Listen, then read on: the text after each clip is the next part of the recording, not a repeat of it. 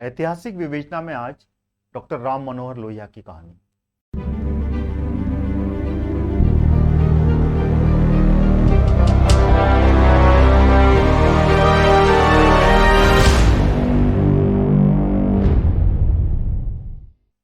नमस्कार दोस्तों, स्वागत है आपका ऐतिहासिक विवेचना में।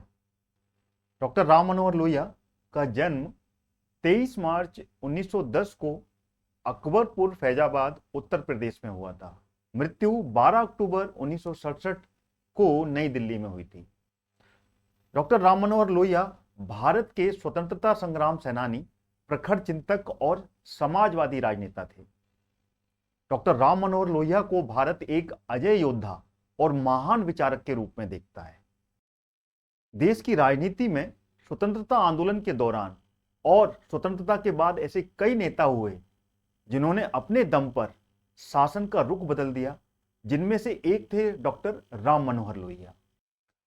अपनी प्रखर देशभक्ति और बेलोस तेजस्वी समाजवादी विचारों के कारण अपने समर्थकों के साथ ही डॉक्टर लोहिया ने विरोधियों के मध्य भी अपार सम्मान हासिल किया। डॉक्टर लोहिया सहज परंतु निडर अवधूत राजनीतिज्ञ थे। उनमें संतों की संतता, फक्कड़पन, मस्ती, निर्लिप्तता और अपूर्व त्याग की भावना थी। डॉक्टर लोहिया मानव की स्थापना के पक्षधर समाजवादी थे। वह समाजवादी भी इस अर्थ में थे कि समाज ही उनका कार्यक्षेत्र था और वह अपने कार्यक्षेत्र को जनमंगल की अनुभूतियों से महकाना चाहते थे। वह चाहते थे कि व्यक्ति व्यक्ति के बीच में कोई भेद, कोई दुराव या कोई दीवार ना रहे। सब जन का सम्मान हो, सब जन सबका मंगल चाहते हों, सब में वे हों और उनमें सब हो। वे दार्शनिक व्यवहार के पक्ष में नहीं थे। उनकी दृष्टि में जन को यथार्थ और सत्य से परिचित कराया जाना चाहिए। प्रत्येक जन को जानना चाहिए कि कौन उनका मित्र है और कौन उनका शत्रु। जनता को वो जनतंत्र का निर्णायक मानते थे। उनके पिता श्री हीरालाल पेशे से अध्यापक और हृदय से सच्चे राष्ट्रभक्त थे। उनके पिता गांधी जी के अनुयायी थे। जब वे गांधी से मिलने जाते तो राम मनोहर को भी अपने साथ ले जाया करते थे। इसके कारण गांधी जी के विराट व्यक्तित्व का उन पर गहरा असर पड़ा। लोहिया जी अपने पिता के साथ 1918 में अहमदाबाद कांग्रेस अधिवेशन में पहली बार सम्मिलित हुए। राम मनोहर जब 5 वर्ष के हुए तो पास ही के टंडन पाठशाला में उनका नाम लिखा दिया गया। चेतना की धारा को नया मोड़ मिला। नटखट लोहिया बानर सेना का नेतृत्व संभालने लगे। शैतानियां बढ़ने लगी। धमा चौकड़ियों का काल शुरू हुआ। कबड्डी खेलते, गुल्ली डंडा उड़ाते और दौड़ते कूदते थे। वे बेहद चटुल और शरारती थे। शरीर दुर्बल परंतु मन के सुदृढ़ थे और बुद्धि के कुशाग्र थे। तमसा पार स्थित विश्वेश्वरैयानाथ हाई स्कूल में लोहिया को 5वीं कक्षा में प्रवेश दिलाया गया।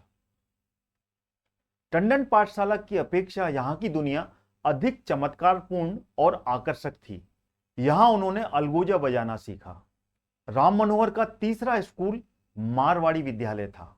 डॉक्टर लोहिया शहरी परिवेश में अचानक जुड़ गए, क्योंकि बंबई का Marwari school Vishweshwarnath high school से कई अर्थों में अति आधुनिक था और उसकी गणना अच्छे स्कूलों में की जाती थी। लोहिया शुरू से ही शरारती थे।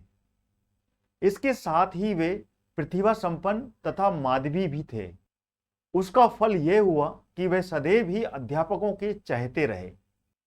मारवाड़ी विद्यालय में उन्होंने वक्तव्य कला का अच्छा परिचय दिया। वाद विवाद में वे उत्कृष्ट वक्ता सिद्ध हुए। अंग्रेजी भाषा में उनका खासा अधिकार हो चला था। वे अपने आप को माधवी सिद्ध कर रहे थे तथा अपनी प्रतिभा से सबको आकृष्ट कर रहे थे। डॉक्टर लोहिया बंबई से जब वाराणसी लौट आए तब काशी हिंदू विश्वविद्यालय में इंटर का अध्ययन शुरू किया। काशी उस समय राष्ट्रीय शिक्षा का गढ़ समझा जाता था।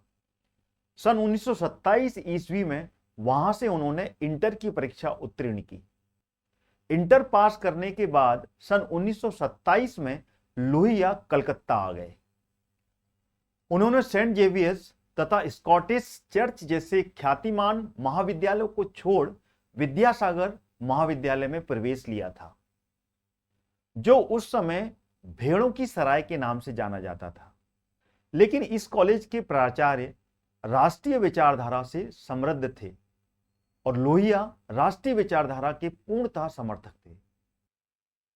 लोहिया का अंग्रेजी भाषा पर खासा अधिकार था। मित्रों पर खर्च करने के बड़े शौकीन थे। इससे उन्हें आंतरिक प्रसन्नता की अनुभूति प्राप्त होती और उनका चित्त संतोष प्राप्त करता था। दूसरी तरफ उनके इतिहास प्रेम की परिणति सिनेमा देखना, पुस्तक खरीदना, उपन्यास पढ़ने में गई थी। डॉक्टर लोहिया के मन में स्वतंत्र देश का स्वाभिमान जाग उठा था। वह शिक्षा प्राप्त करने की अपेक्षा सम्मान के प्रति ज्यादा सजग हो उठे थे। उनमें इसके साथ अपने देश को आजाद कराने की बातें गहरी होती गई थी। वे देश की आजादी के प्रति प्रतिबद्ध हो चुके थे।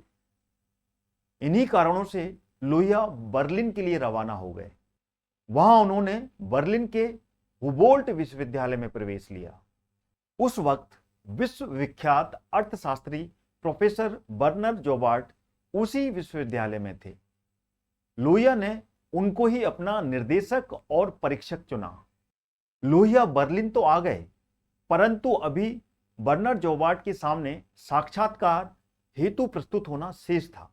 लोहिया बिना झिझके उनके सामने पहुंचे और प्रोफेसर जोबार्ट के प्रश्नों का उत्तर अंग्रेजी में देने लगे। कुछ देर प्रोफेसर मुस्कुराए और जर्मन भाषा में बोले कि उन्हें अंग्रेजी नहीं आती है। वाह रे मातृभाषा प्रेम वाह! लोहिया प्रोफेसर बर्नर का अपनी मातृभाषा के प्रति ऐसा अनन्य प्रेम देखकर श्रद्धानत हो गए और उन्हें 3 माह बाद पुनः आने का आश्वासन देकर वापस लौट आए। यह कहना गलत नहीं होगा कि यहीं से उनमें मातृभाषा प्रेम जोर पकड़ गया था और वह आजीवन मातृभाषा के हिमायती रहे। लोहिया के सामने जर्मन भाषा की चुनौती थी और उन्होंने 3 माह रात दिन जुटकर जर्मन भाषा में खासी सफलता प्राप्त कर ली। इसके साथ ही ये सुदृढ़ निश्चय भी हो गया कि ज्ञान तथा अभिव्यक्ति के लिए किसी खास भाषा का ज्ञान होना जरूरी नहीं होता। मातृभाषा को छोड़कर ज्ञान व अभिव्यक्ति का दूसरा सशक्त माध्यम नहीं हो सकता। मातृभाषा और हिंदी के प्रति उनमें अटूट श्रद्धा व विश्वास होने का यही कारण था।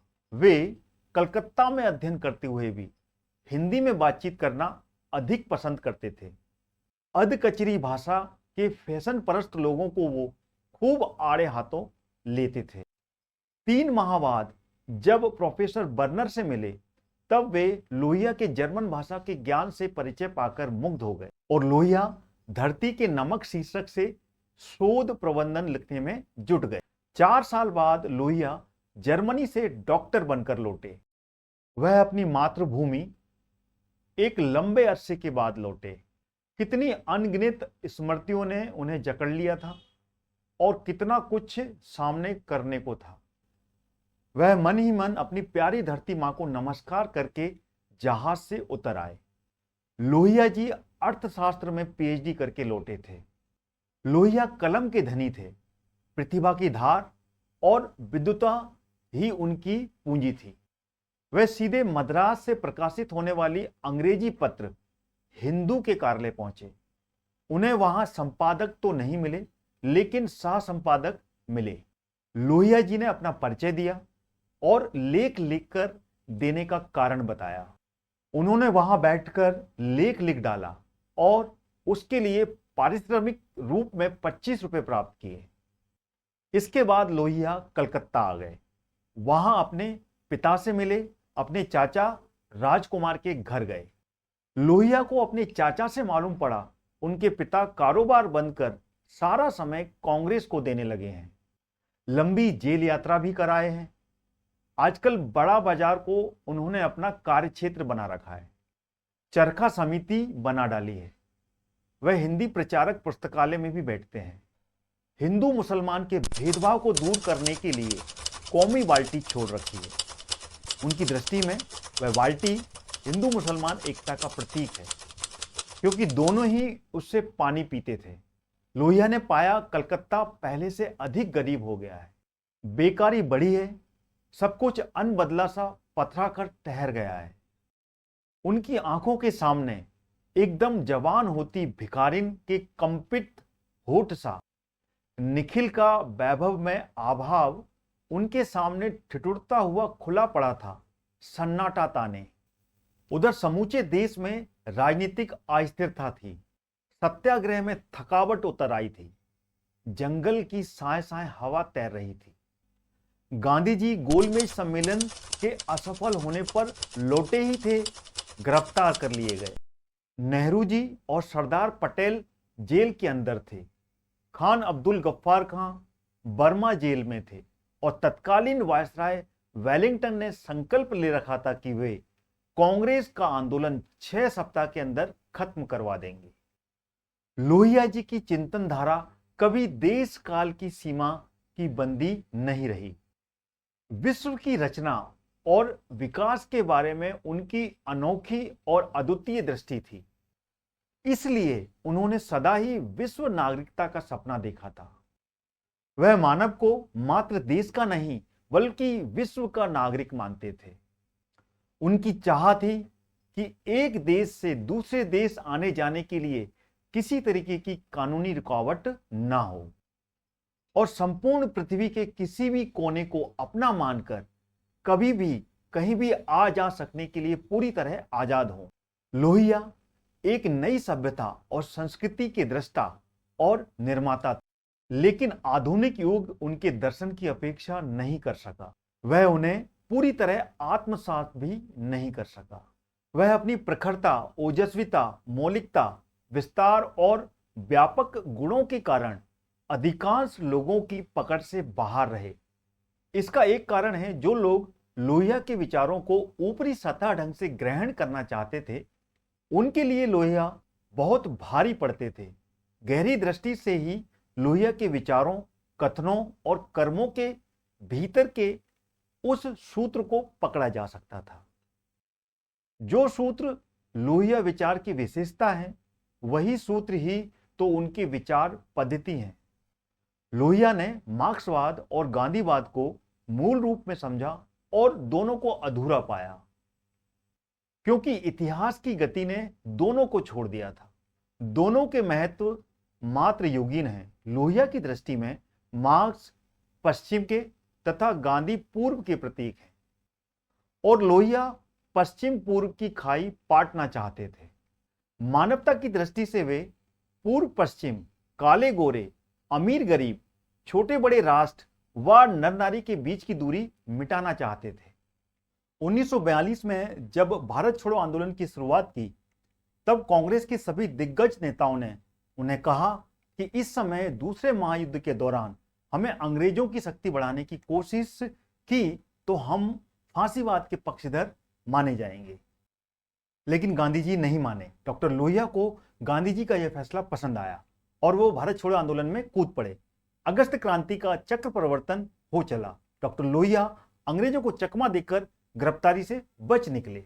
भूमिगत रहते हुए भी उन्होंने बुलेटिनों, पुस्तिकाओं, विविध प्रचार सामग्रियों के अलावा समांतर रेडियो कांग्रेस का संचालन करते हुए देशवासियों को अंग्रेजों के प्रति लोहा लेने के लिए प्रेरित किया। लेकिन जब अगस्त क्रांति का जन उबाल ठंडा पड़ने लगा, तब डॉक्टर लोहिया का ध्यान नेताजी सुभाष चंद्र बोस की अगुवाई में आजाद हिंद फौज के द्वारा छेड़े गए सशस्त्र मुक्ति संग्राम की ओर गया। उस समय भारत के पूर्वोत्तर भाग में नेताजी का विजय अभियान जारी था। डॉक्टर लोहिया नेताजी से मिलने की योजना बना ही रहे थे कि अचानक 20 मई 1944 को उन्हें मुंबई में गिरफ्तार कर लिया गया। देश के दुर्भाग्य से अगस्त क्रांति के वीर सेनानी डॉक्टर लोहिया और आजाद हिंद फौज के सेना नायक नेताजी सुभाष चंद्र बोस का मिलना न हो सका। अगस्त क्रांति के दौरान डॉक्टर लोहिया के कौशल और साहस से महात्मा गांधी अत्यंत प्रभावित हुए थे। उसके पहले बापू डॉक्टर लोहिया के कई विचारों उत्तेजक लेख, व्यापक टिप्पणियां आदि अपने पत्र हरिजन में प्रकाशित भी कर चुके थे। भारत में अंग्रेजी साम्राज्य का सूरज डूब रहा था। राष्ट्रीय नेताओं का यह मानना था कि अंग्रेजों के जाते ही पुर्तगाली भी गोवा से स्वयं कूच कर जाएंगे, इसलिए वहां पर शक्ति झोंकने की जरूरत नहीं है। लेकिन डॉक्टर लोहिया ने वहां जाकर आजादी की लड़ाई का बुगुल बजा दिया। उनका साथ महात्मा गांधी को छोड़ किसी और बड़े नेता ने नहीं दिया। इससे यह पता चलता है कि गांधी जी लोहिया का कितना सम्मान करते थे। स्वतंत्रता के बाद नेहरू सरकार की नीतियां गांधी के विचारों से प्रतिकूल थीं। डॉक्टर लोहिया का समाजवाद गांधी जी की विचारधारा के अत्यंत निकट था। नेहरू सरकार की दशा दिशा के कारण महात्मा गांधी का नेहरू से मोह भंग हो रहा था और लोहिया की तरफ रुझान बढ़ रहा था। आजादी के बाद देश सांप्रदायिकता के संकट में फंस गया था। शांति और सद्भाव कायम करने के लिए डॉक्टर लोहिया ने गांधी जी का सहयोग किया। इस प्रकार वे बापू के बेहद करीब आ गए थे, इतने करीब कि गांधी जी ने जब लोहिया से कहा कि जो चीज आम आदमी के लिए उपलब्ध नहीं है उसका उपभोग तुम्हें भी नहीं करना चाहिए और सिगरेट का त्याग कर देना चाहिए, लोहिया ने तुरंत उनकी बात मान ली। 28 जनवरी 1948 को गांधी जी ने लोहिया से कहा, मुझे तुमसे कुछ विषयों पर विस्तार से बात करनी है, इसलिए तुम आज मेरे शयन कक्ष में ही सो जाओ, सुबह तड़के हम लोग बातचीत करेंगे। लोहिया गांधी जी के बगल में ही सो गए। उन्होंने सोचा कि जब बापूजी जागेंगे तब वो मुझे जगा लेंगे और बातचीत हो जाएगी। लेकिन जब लोहिया की आंख खोली तब गांधी जी बिस्तर पर नहीं थे। बाद में जब डॉक्टर लोहिया गांधी जी से मिले तब गांधी जी ने कहा, तुम गहरी नींद में थे, मैंने तुम्हें जगाना उचित नहीं समझा। खैर कोई बात नहीं, कल शाम को तुम मुझसे मिलो। कल निश्चित रूप से मैं कांग्रेस और तुम्हारी पार्टी के बारे में बात करूंगा और आखिरी फैसला होगा। लोहिया 30 जनवरी 1948 को गांधी जी से बात करने के लिए टैक्सी से बिरला भवन की तरफ बढ़े ही थे कि तभी उन्हें गांधी जी की शहादत की खबर मिली। एक ठोस योजना की भ्रूण हत्या हो गई। बापू अपनी शहादत से पहले अपने आखिरी वसीयतनामे में कांग्रेस को भंग करने की अनिवार्यता को सिद्ध कर चुके थे। उस समय उन्होंने ऐसा स्पष्ट संकेत दिया था कि आजादी की लड़ाई के दौरान अनेक उद्देश्यों के निमित्त संगठन विविध रचनात्मक कार्य संस्थाओं को एक सूत्र में पिरोग कर शीघ्र ही एक नया राष्ट्रव्यापी लोक संगठन खड़ा किया जाएगा। डॉक्टर लोहिया की उसमें विशेष भूमिका होगी। इस प्रकार बनने वाले शक्तिपुंज से बापू आजादी की अधूरी जंग के निर्णायक बिंदु तक पहुंचना चाहते थे। 1956 में डॉक्टर लोहिया और डॉक्टर भीमराव अंबेडकर के बीच निकटता बढ़ने लगी थी। कांग्रेस को सत्ता से हटाने के लिए वे दोनों एक ही मंच पर आने के लिए राजी हो रहे थे। देश के सर्वांगीण विकास के लिए यह नितांत आवश्यक समझा गया कि सोशलिस्ट पार्टी और all India backward class association का आपस में विलय हो जाए। इस प्रकार जो नवगठित पार्टी बने, डॉक्टर अंबेडकर उसका अध्यक्ष पद स्वीकार करें। दोनों पार्टियों के बीच सिद्धांतों, नीतियों, कार्यक्रमों और लक्ष्यों की दृष्टि से काफी हद तक समानता होने के कारण विलय के आसार नजर आने लगे थे कि तभी 6 दिसंबर 1956 को डॉक्टर भीमराव अंबेडकर का निधन हो गया। दुर्भाग्य ने यहां भी अपना रंग दिखा दिया। डॉक्टर राम मनोहर लोहिया लोगों को आगाह करते आ रहे थे कि देश के हालात को सुधारने के लिए कांग्रेस नाकाम रही है। कांग्रेस शासन नए समाज की रचना में सबसे बड़ा रोड़ा है। उसका सत्ता में बना रहना देश के लिए हितकारी नहीं है। इसलिए डॉक्टर लोहिया ने नारा दिया, कांग्रेस हटाओ, देश बचाओ। 1967 के आम चुनाव में एक बड़ा परिवर्तन हुआ। देश के 9 राज्यों पश्चिम बंगाल, बिहार, उड़ीसा, मध्य प्रदेश, तमिलनाडु, केरल, हरियाणा, पंजाब और उत्तर प्रदेश में गैर कांग्रेसी सरकारें गठित हो गईं। डॉक्टर लोहिया इस परिवर्तन के प्रेरणा और सूत्रधार बने। राजनीतिक बदलाव के इस दौर में डॉक्टर लोहिया को स्वतंत्रता संग्राम के अपने पुराने सहयोगी और प्रिय सखा जयप्रकाश नारायण की सुधि हो आई। जयप्रकाश नारायण उस समय सर्वोदय आंदोलन के अग्रणी हस्ती थे। सितंबर 1967 में डॉक्टर लोहिया पटना पहुंचे। दोनों आत्मीय जनों ने अतिशय अतरंगता से गहन विचार विमर्श किया। डॉक्टर लोहिया ने जयप्रकाश नारायण को राजनीति की मुख्य धारा में दोबारा आने के लिए स्नेहपूर्ण निमंत्रण दिया।